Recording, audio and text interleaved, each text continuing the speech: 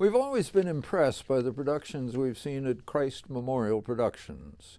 It's a community theater sponsored by and located at Christ Memorial Lutheran Church on South Lindbergh.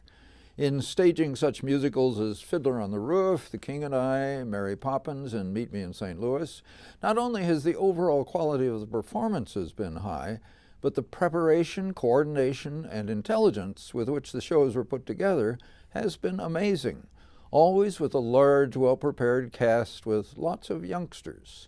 This year, Christ Memorial Productions tackled The Wizard of Oz.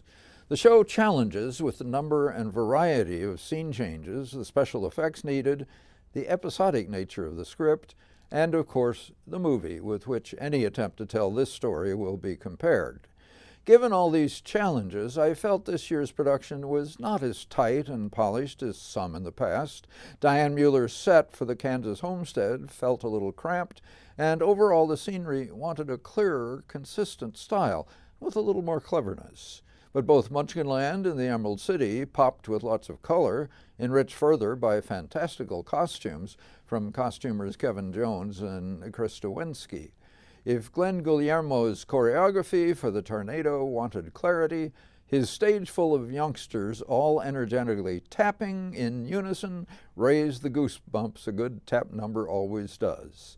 With especially impressive work by the pit choruses, music director Greg Mueller, vocal coach Kathy Eichelberger, and orchestra conductor Joe Paul guided sound that's always sounded good.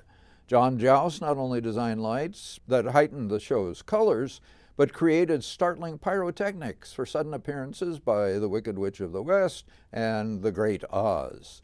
Grace Wilkinson was unfazed by the challenge of playing Dorothy, handling both acting and singing, and little Toto very well. Nathan Gallup, obviously a very good dancer, even when his scarecrow was still getting his legs to work right, brought a fine voice and an appealing presence to his role. Ray Martin's Tin Man soldiered on bravely, if a little stiffly, and John Joust brought comic range and a familiar sound to the Cowardly Lion. Kathy Nestor Klein's Glinda was concerned and charming, and Nikki Collette a fierce, stage-worthy opponent as the Wicked Witch.